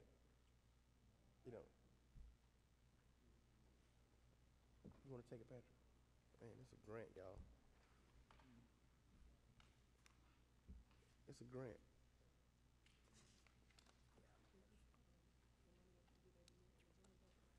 Yes. This is a grant. The request is for a grant. This is essentially an annual grant, and the county serves as fiscal agent, which means all the money flows through the county. Brittany and her staff manage the accounting of it. You have to have a governmental entity be the fiscal agent, and you've done that probably for as long as Newton County Family Connection has been in business, since 1998. Thank you, sir. I seek a motion, please. Second. It's been motioned by Commissioner Edwards and second by Commissioner Mason. Any discussion? Commissioner Sanders. Yes, I formerly used to sit on the Family Connection Board, and I would like for, this would be my suggestion, of nonprofits to come before us that's seeking the funds, kind of like we're just doing with ARPA, even though it's federal dollars, to provide us what they have done. I've had these questions when I was on Family Connection, and I also asked those on the State Family Connection. we received, Family Connection does research on what's happening or occurring in Newton County for versus our children, infidelity rates, fertility rates, fertility rates in regards to literacy and so forth. And my question has always been, sitting on the Family Connection board, what are you going to do with this data? And I was told they're just a data-driven board. And so when I spoke to the state Family Connection, and when I went to ACCG and spoke to those who are part of Family Connection, and I brought this back to Family Connection, they said that is false, that when the data is provided, there has to be some type of plan A, plan B on how we're going to correct or rectify the issue that's happening or what we're going to do. Yes, we have partners, but no information has been delivered. So this is not something I'm here as hearsay. I sat on the board and had these questions for almost 2 years, like what are we going to do with this information? So I believe that if we're providing funding to nonprofits that's doing something on our behalf, then we need to see what the results are from the data that they're collecting, because that's the reason why we're providing that information to them. Thank you. Okay. So Patrick, this is a grant. This is a grant that comes directly into us and directly out, right? That's right. These funds come to the Newton County Family Connection through the Newton County Board of Commissioners. Right. This isn't county funds that are distributed. Thank you. All in favor? Any opposed? Thank you. It passes 3-2. Ms. Hamp. Mr. Chair, the next item on the agenda is item number 11 from our presenter, Ms. Brittany White, our Finance Director. It is actually the December 2023 Finance Report. Good evening. Be presenting the December 2023 financials. December is the 6th month of our fiscal year, so this puts us halfway through our fiscal year FY24. So I'll start with our general fund revenues. To date, our revenues are $51.4 million, so that puts us at 56.19% of our revenues to budget. And these are two graphs that just show our monthly income and the revenue, and then our actuals to year to date. And for our general fund expenditures, to date, we've spent $40.3 million, so that's 43.7% of actuals, so we are trending a little bit under that 50% mark. And these graphs just show the monthly amount that we've had in expenditures and then our year-to-date to budget. So at this point in the year, our revenues are $11 million over what we've spent, but that will progressively change throughout the year because we are revenue driven usually by December, January timeframe once the tax revenues come in. So we have 3 enterprise funds. We have the water fund, so their revenue to date is $5.1 million. Their expenses to date is $3.2 million. Our solid waste fund, their revenue to date is $4.5 million, and their expenses to date are $2.8 million. And our Gaithers and Factory Shoals fund, their revenue to date is $104,000, and their expenses to date are $127,000. We have 3 current SPLOST, our 2011 SPLOST. We're finally working on our last project there, the historic jail. Once that project's done, then we can close out the 2011 SPLOST. The 2017 SPLOST, we've got about half those projects wrapped up and half are underway. And so we currently have $33.9 million available left to spend in that SPLOST. In our 2023 SPLOST, we just started collecting on that back in July. So we're currently working on all the bonded projects, and then the Tier 1 projects have started as well. Our collections to date, we have brought in $9.2 million. Our projection was $7.5, so at this point in time, we're about $1.7 over what we projected. In our impact fee fund, we currently have $3.6 million in there. We have active projects going on in the library, the parks and recs, and the road, and also the admin. And that wraps up the report. Any questions? Thank you, ma'am. Any questions, Commission? Thank you so much. Thank you. Ms. Hamp. Mr. Chair, the next item on the agenda is item number 12, being presented by our judge, Mr. Ken Wynn, TJ Bemet. It is actually the Alcovy Judicial Circuit is requesting approval of Conference Technologies, Inc. Construction Services Agreement Contract for audiovisual for our Judicial Center. Thank you. Thank you for being here tonight, sir. Yes, sir, Mr. Chairman. Thank you. I appreciate the board's attention. I bring to you for your approval a contract with CTI which will be for the which will be to update and upgrade our audio-visual technology in our courtrooms. All of our courtrooms here in the Judicial Center. This is will be paid for by ARPA. The ARPA grant allows the Judicial Circuit to apply for these grant funds. I did so on behalf of the circuit. All of the courtroom, all of the AV technology in the courtrooms except in the circuit except for one, and that's courtroom 2 in Walton County, needed upgrading. And so this will take care of that. Thank you, sir. I'll take a motion, please. It's been motion by Commissioner Henderson and second by Commissioner Sanders. Any discussion? All in favor? It passes 5-0. Thank you so much. Thank you very much. Thank you. Mr. Chair, the next item on the agenda we have is item number 13, presented by Katie Ryder, Jennifer Warren, Newton County Juvenile Court Services. Juvenile Court is requesting approval of Break the Cycle Counseling and Consulting, LLC. Is Katie or Jennifer available? Can you handle that for me? I'll fix it. Thank you, Patrick. So the juvenile court has received grant funding already for this program. And what this program is, the grant funding is a specific grant for juvenile courts prevention and intervention program. And they are proposing retaining a company called Break the Cycle Counseling and Consulting to essentially operate the prevention and intervention program on behalf of the juvenile court. The total cost of the service is $98,000. I'll give you the exact number. $98,777. Thank you, sir. I'll take a motion, please. Can I get a second? It's been motioned by Commissioner Elks and second by Commissioner Cowell. Any discussion? All in favor? It passes 5-0. Thank you so much. Ms. Hamp. Mr. Chair, the next item is item number 14, presented by Mr. Chester Clegg, our Transportation Director. Public Works is requesting the Newton County Board of Commissioners approval of the Lowe's Design Professional Services Agreement Amendment number 3 for the Yellow River Trail Project. Thank you. Thank you, Mr. Chairman. I'm going to let Jeff Prime take the lead on this project here. Okay. Good evening. Good evening, sir. We've had the good fortune on this segment 1 of the trail system to be working with 4 separate developers who are willing to work with us to align the trail system in a way that allow them to not only donate the easements, but in some cases actually build part of the trail. But in doing so, we're having to do some adjustments to easements and to design with Lowe's Design to make that happen. This amendment would make us whole with them on the amendments and adjustments that they're making, and allow us to continue to work with those developers to get everything lined up and ready for acquisition.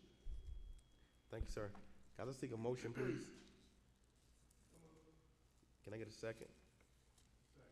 It's been motioned by Commissioner Henderson and second by Commissioner Cowell. Any discussion? Commissioner Henderson. Thank you. Jeff, are we talking about the trail that ran by the runs by the trailer park, or is it a little further? So segment 1 starts in Porterdale at the Yellow River Park. Correct. Goes up through Browns Bridge Road, and then up over to Crowell Road up to the interstate, I-20. Okay. All in favor? It passes 5-0. Thank you. Thank you, sir. Go ahead, sir. Going along the same line, we have we are proposing tonight some signed easements with Gen Real Estate for parcel 1 and parcel 3. This would connect the Danny Dobbs development over to Fairview. So we have a parcel number 1 for the acquisition of for the easements for $7,513, and parcel 3, $31,000. So we're asking for the authority to sign off on these and close. Thank you, sir. I seek a motion, please. So moved. Is there a second? It's been motioned by Commissioner Mason and second by Commissioner Edwards. Any discussion? All in favor? All in favor? Thank you. 5-0. Thank you. Thank you, Mr. Chairman. The final item that we have is the LMIG project for this next year, 2024. The county is receiving approximately $1.5 million from GDOT, most of the money being funded by the state gas tax. We have to make a 30% match at $456,000. The total project is close to $2 million for this next year, and it includes about 11 miles of resurfacing, which you'll notice that our miles of resurfacing is continuing to drop because it's gotten a lot more expensive to resurface. 5-6 years ago, we were close to 20 miles a year. This year, we're around 11, and we're not getting a lot more money from the state. So the list of the projects for each district has been included with the package, and we're requesting permission to submit the tax project list to GDOT for LMIG funding. Thank you, sir. I seek a motion, please. Is there a second? It's been motioned by Commissioner Edwards and second by Commissioner Cowell. Any discussion? Commissioner Sanders? Director Clegg, you stated that the list was submitted with the packet. Is that list going to be, and forgive me if it was already sent to commissioners and I missed it, is that the same list where you actually resurface in the various districts as well? Or that's just for the various other areas? The list that I included in the packet is for the 2024 resurfacing for each.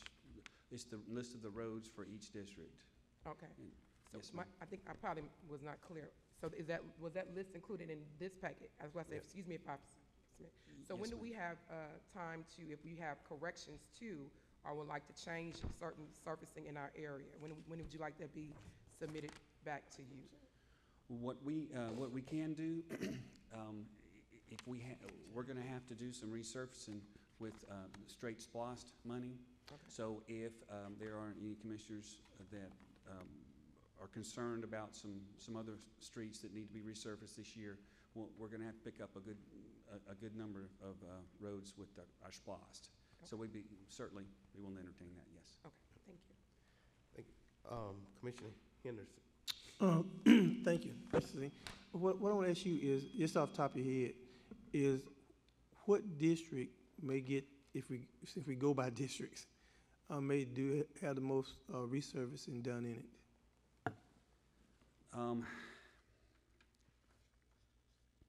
You're talking about for this next year, for this list? I'd have to add up the mileage, and then of course it won't match up with necessarily with the cost. But I don't know off the top of my head. But I could, we could add that up, and they're fairly close. I would appreciate it if you could maybe get it to the county manager, and then he make sure I get it. Thank you, sir. All in favor? It passes 5-0. Thank you. Mr. Chair, the next item we have is item number 17 for discussion and consideration of appointments to the Tax Assessors Board. The nominees are Mr. Charles Berry, Mr. Jonathan Blackshear, Ms. Cynthia Butler, Keith Dalton, and Ms. Jackie Smith, not County Clerk Jackie Smith. You want to do it?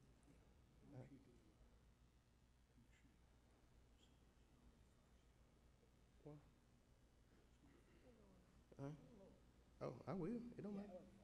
Okay.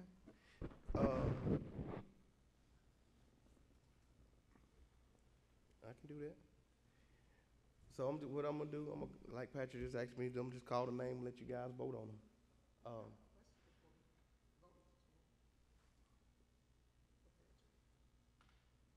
What's the question? Thank you. Patrick, can you share with the public on who are supposed to nominate? Because the reason why I'm asking that question is because the commissioners has been doing a process for 30 years to where each district has appointed for this tax assessor board. And I did request for Attorney Aaron, forgot Aaron's last name, forgive me, for him to be here, because from when I was informed, it wasn't what he intended what we're doing now. And so that's why I requested for him to be here, because this has turned into something different from what he stated. He didn't expect this to occur. So for almost 30 years, the board has appointed, each commissioner had appointed to this tax assessor board.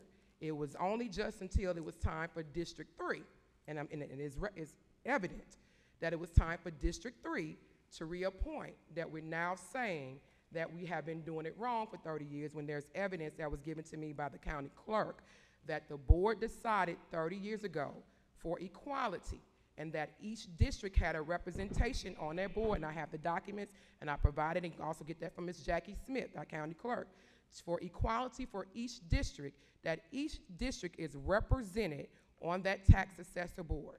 When I came in office, our county clerk gave me all of the appointments that she said that I'm supposed to appoint as a District 3 commissioner. And the tax assessor was on that document. And so now in 2024, we are changing up. Now that we're doing this, I want to make sure this is on record, because I did do an open records to ask Ms. Jackie Smith, who's our county clerk, to provide who actually are making these appointments tonight. So Mr. Charles Berry, who was the District 3 appointment, who was appointed for 24 years, am I right, 24 years? 24 years from this board, from District 3 commissioners, which his term expired December 31st. Charles Berry was nominated by Commissioner Cowan, Commissioner Edwards, and Chairman Banks. The second person, Jonathan Blackshear, which Commissioner Henderson's district is coming up for reappointment, so I can see him being on here. That is Commissioner Henderson, and that's Jonathan Blackshear, Mr. Jonathan Blackshear. Ms. Cynthia Butler, of course, was my appointment that was asked of me to put in place by our county clerk, as she did the processes every year, was Ms. Cynthia Butler. And Mr. Keith Dalton is Commissioner Cowan, and Ms. Jackie Smith was Chairman Banks. And I want to make sure that's on record. Thank you. So since you put it on record, let's make sure you put it on record correctly. This came from the county clerk. My appointment was Ms. Jackie Smith. Well, you might want to take that up with Ms. Jackie. No, I don't might want to do that. This came from the county. Mr. Chairman, this is not a rebuttal. You're the one taking this out of context. I'm just reading what our county clerk submitted to me as an open records. So this did not come from Commissioner Sanders. This came from Jackie Smith, our county clerk. If you would like for me to right now forward you that email, I can send it to you directly. It was an ORR. Commissioner Mason. Thank you, Mr. Chair. Back in January of 2021, it was stated that this board tends to do what they want to do and not follow the policies or the laws that are currently in place. And so it is amazing to me how that all of a sudden we don't want to follow the policies, the procedures, or the laws that are in place because we've been doing something for 20 plus years. It was stressed consistently that this board needs to follow the processes, the procedures, the standard operating procedures, the laws. All of those things should be followed. And so we can't base this decision off of what has been done for 20 years. We base this decision and this process based off of what our county attorney presented to us, this board, to say, hey, you may have been doing something one way, but it may not be the correct way. And so as of January 2021, it was stressed that this board needs to follow the law and follow the processes and procedures that are in place. And so with this decision, that is exactly what this board has chosen to do, is now look at, were we doing it the right way or were we not? And if we are not doing it the right way, it would behoove this board to change how you're doing it so that we are following the law. Thank you, Mr. Chair. Yes, sir. Commissioner Edwards. Thank you, Mr. Chairman. Also, for a matter of record, I want it stated that, or reflected on the record, that not a person on the current board, meaning item 17's board, tax assessor's board, not a member listed, lives in District 1, and not a current member of that board is in District 1. Thank you, Mr. Chairman. Commissioner Sanders. Thank you so much, and thank you, Commissioner, for your documentary. We have been doing things based on the individual. Let's just make it clear. We've been doing it based on the individual. Ms. Jackie Smith provided to me that this board, since we're talking about law and processes, this board, not this one that's sitting here, the board previously, voted to do it by district. That document was given to me. That document was presented in my hand. If you'd like me to forward those open records to you, I can give it to any resident in this building. They can have it. It wasn't until 2024, December 31st, 2023, when Ms. Jackie told me I had to make my appointment. And as I stated in the previous discussion, that I've been asked for almost a year, and people been calling me, trying to find out who was I going to appoint to this board. It wasn't until that I said I was not going to reappoint Mr. Charles Berry that it became an issue. Every person on this board, whether they live in the district, you appointed them. So if you didn't appoint somebody in your district, that's your fault. That's not my fault. You appointed them. It's on record on which commissioner, every commissioner on here has appointed somebody. So if you didn't appoint somebody in your district, then you have to take that up with your residents why you didn't put anybody on the board to represent your district. But the board that was here previously wanted equality and based it on that. So if you want facts, go do an ORR and read it for yourself versus making statements that are untrue. Thank you. Go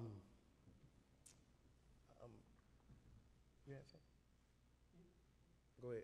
Thank you. If I may, you know, in 1975, Reverend Harold Carter was the first person of color to sit on this board. And the reason why he was sitting on this board was because the law had changed so that you could have people in the underserved district could have a representative of their own. And as the board had changed, what he did was he went around each commissioner, and I guess I've been blessed to sit on this board. He gave everybody the opportunity to appoint someone out of district. It was to give every commissioner, every district, the opportunity for him or her to appoint somebody to be on the tax assessor board and every other board. But unfortunately, times have changed. If it hadn't been for 1975, I wouldn't have been here on this board. It'd probably be looking a whole lot different. If it hadn't been for 1975, Commissioner Mason wouldn't have been on this board if it had not been for the people who stood up for the right for everybody. If it had not been for 1975, and it's not a long year, like 100 years, 200 or 300 years ago, Commissioner Sanders wouldn't be on the district. So what it boiled down to was that giving each commissioner the right to do it. Now you can go back and find a lawyer to go back and research and say, well, you shouldn't, but that's the way it had always been done. But it's like you said, it's changing, and I don't know. I'm not saying for the better. And I'm gonna just say one other thing. If it had not been for 1975, we wouldn't have the county manager that we have here, regardless of what nobody said or how you voted. So 1975 have given us this board to look like the population of Newton County. And so it's time that we should stand up for what's right and good. And let's stop going backwards. We're going backwards, y'all, in case you didn't know. We're going backwards. Let's move forward together. Save the unity march. You know, and I'm going to say this. We had all those pictures down there of doing civil rights. And out of all the pictures they had down there, you know, the Unity Memorial with Forrest Sawyer and Tyrone Brooks and myself, that was the only one that have a name on it. If you had looked at the picture close, you would have seen J.C. Henderson there. So let us stop going backwards, and let's move forward. Thank you, Mr. C. Thank you, calling for the vote. I'm sorry? Yeah, I need a motion. I need a motion for Ms. Cynthia Butler. I would like to make a motion to nominate Ms. Cynthia Butler for the Tax Assessor Board. Is there a second? The motion by Commissioner Sanders, second by Commissioner Henderson. Any discussion? All in favor? Any opposed? Any opposed? Make a seat, sir. Thank you. It failed 3-2. I need a motion for Mr. Charles Berry. Is there a second?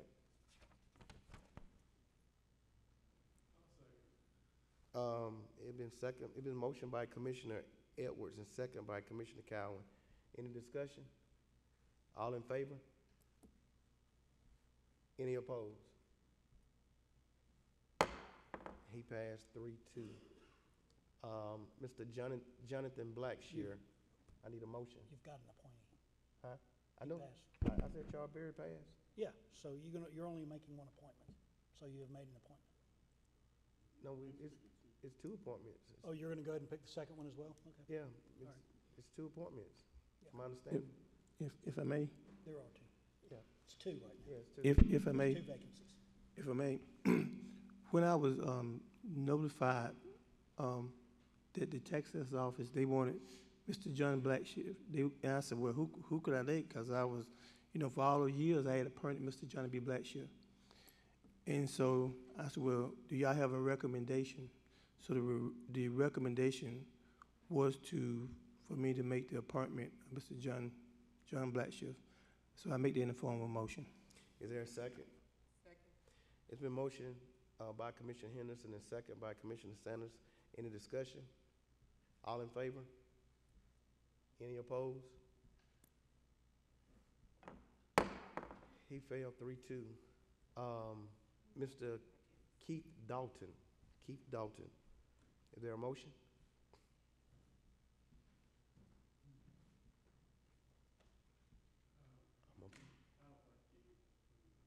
Okay. Ms. Jackie Smith. Is there a motion? It's been motioned by Commissioner Edwards. Is there a second? Second. It's been seconded by Commissioner Mason. Any discussion?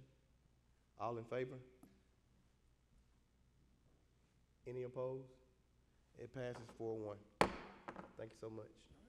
Next is Number 18, Chairman, the alcohol license. It's the final reading. Georgia CVS Pharmacy, LLC, CVS store number 8418, 10267 Highway 36, Covington, Georgia 30014, District 5, licensee Tiffany R. Calhoun. Thank you. That's number 19. It's number 19. My apologies. Final reading, Commissioner Cowan. Yeah, Commissioner Cowan. Yes, sir. Is there a second? Make a motion to approve the alcohol license. Is there a second? Is there a motion by Commissioner Cowan, second by Commissioner Edwards? Any discussion? All in favor? Thank you. All in favor? It passes 5-0. Next is citizen comments. Guys, before we get going with comments tonight, want to make sure we all experienced something that was very disturbing at the last board meeting. I want to assure you that will not be tolerated. If it happens again, you will be asked to leave the building. You will be asked to leave the building. So with that being said, if you would please come on up. If you have citizens comment, you have 3 minutes to do so. Please state your name and address for the record, please.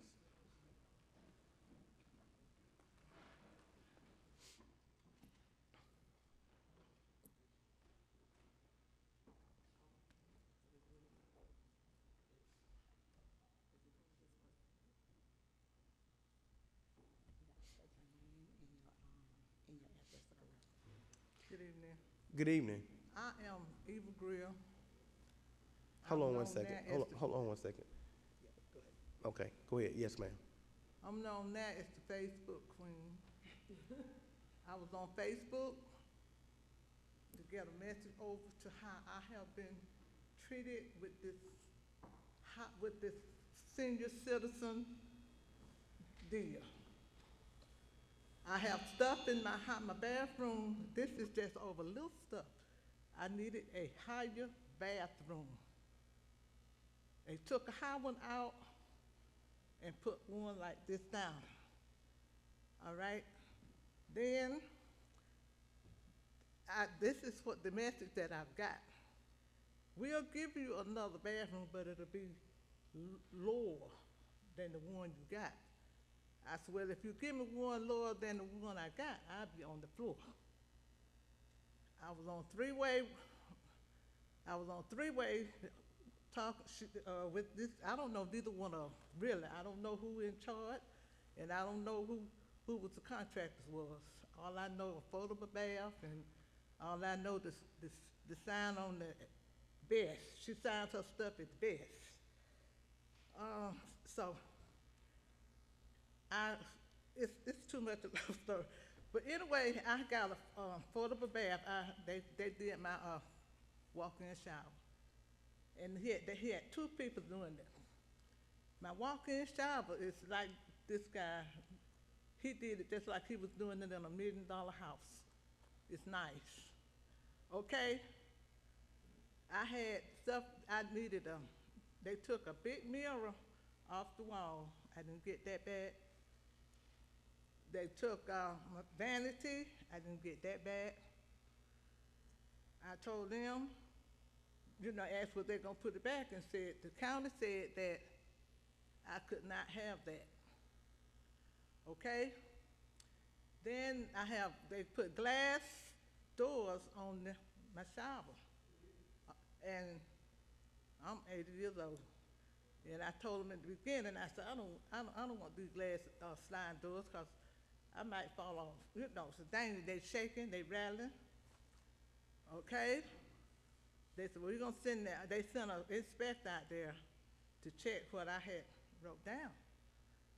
And so I brought it over here early that Monday because they left my house that Sunday, New Year Eve. And one of the guys that was with them said that you gotta sign the paper. You gotta sign the paper. And then see, that was that Saturday night. So I knew if I signed the paper, that was it. My daughter, she was in a nervous wreck. Granny, please sign the paper. Please sign the paper. I said, I'm not signing a blank thing. Thank you so and much. I went on and on, I went in there in my bathroom, I saw all my stuff that's Ms. gone. Grill. Stuff, like my 50-year-old mirror. Ms. Grill. Big mirror. Ms. That Grill. no more. Put one back Ms. like a window pane. Thank you. Your time's up. We greatly appreciate it. Okay, well, I'll go on. Sit All right. down. Thank you, love. Okay. Thank Well, you. anyway, Thank you.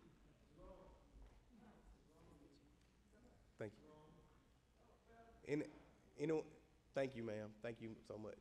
Anyone else would like to make citizen comments?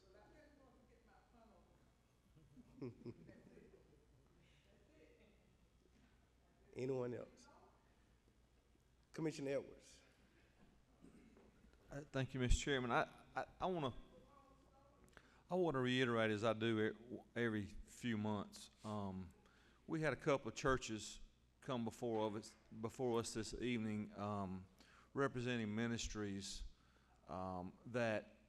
and filling in gaps in our community that government just can't.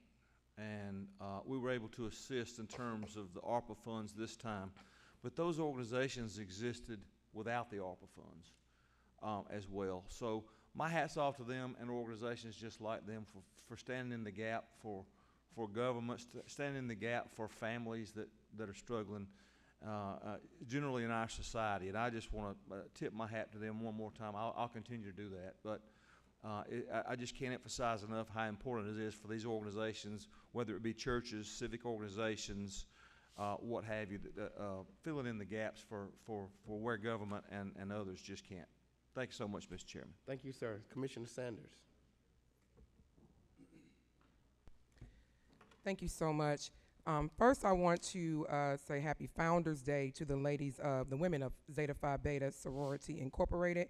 And if I don't say this, my family will probably get me. For those who don't know, my entire family is members of Alpha Kappa Alpha Sorority and Alpha Phi Alpha. I'm the first one who went out of the legacy to the fold, who went to Delta Sigma Theta Sorority Incorporated, whose founding day was on the 13th. And Happy Founders Day to the women of Alpha Kappa Alpha, whose founding day was on the 15th. Also, I want to speak on January 22nd at 8 p.m., where Newton County point in time where we will be counting our unsheltered and our unsheltered population to make sure that we are counted. That's going to be with the Community Action Now and Department of Community Affairs. Will be here in Newton County. It's going to be housed at the Newton County Sheriff's Office. So they're also looking for volunteers for those who would like to assist with this program. So you can also go to the Community Action Now page or the Community Affairs, and I also post a flyer as well on my page. I also want to give my condolences, and I wouldn't, it's kind of a touchy situation in regards to mental health and suicide. Ms. Antoinette Bonnie Kadia Bailey, who was the Vice President of Student Affairs at Lincoln University in Missouri. And her story is so touching because of her being a female in leadership who was constantly bullied, and have to say it, by her male counterparts. She committed suicide because she constantly reached out for help. She constantly kept stating to the board that these things were happening and were occurring and things were going on, and nobody listened to her. So in her final letter, this just happened on January 8th, in her final letter, before she took her life, she wrote in that letter everything that was done to her being bullied. And these are facts. This is not something I'm stating, of African American women in leadership who always are bullied. These are not coming from Commissioner Sanders. You can look it up yourself. It's facts. There are many cases that are out there because they always think that the African American woman is strong. We can take it. We can do it. We can endure it, which we can. All women can. And it's not just African American women that are suffering from various things. Women in the workforce, women in the workplace. So I want to give my condolences to her family, and I hope and pray that this is also a lesson, that when someone shouts out and says certain things are happening to them, we should listen. Because this is not only happening to women, we have some cases here in Newton County where it's happened to men as well. Thank you. Commissioner Cowan.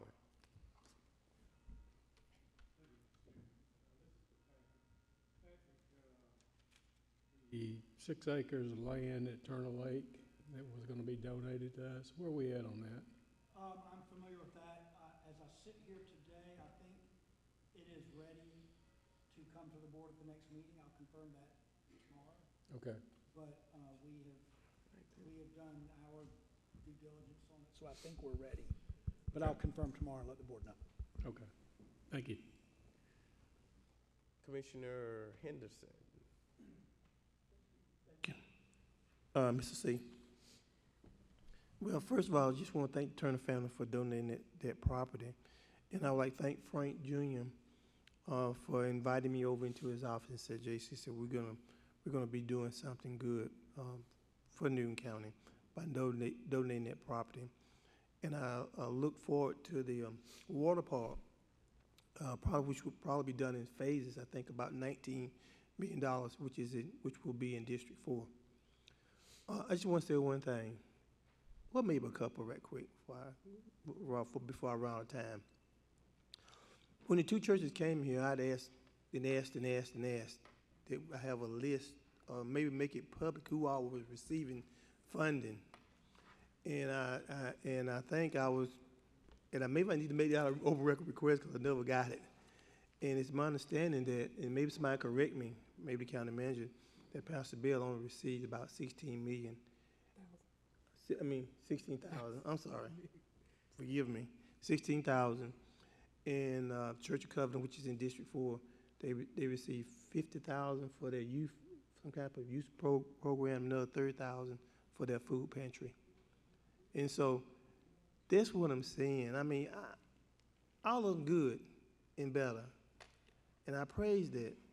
But all at the same time, I think we're going back behind times, y'all. We're moving backwards. And if you were to see that list, you'll see the reason why we're going backwards. Thank you. Commissioner Mason. Thank you, Mr. Chair. Today I was actually honored to be invited to the installation ceremony for the Alcovy High School's student business or association. And so I was invited to that today, and it was an amazing opportunity to be able to speak. Actually, I'm sorry, their Student Government Association. At their Student Government Association installation ceremony, it was great just to see this new Student Government Association started at Alcovy High School, the things that they're going to do at the school with their student body. They have some great staff that are leading them. They have an amazing president and student advisor.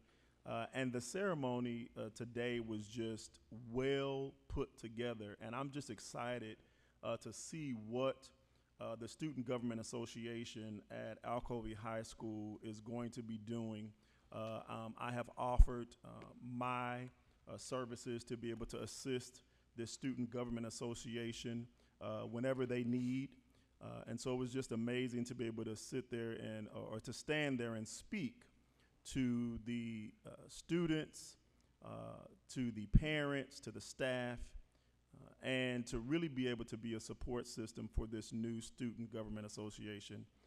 And so I just wanted to congratulate Alcovy High School on the beginning of an amazing Student Government Association. Thank you, Mr. Chair. Thank you, sir. Before we go, I just want to send a great big thank you to Pastor Lett, who are right now conducting a warming shelter when it's 23 degrees outside.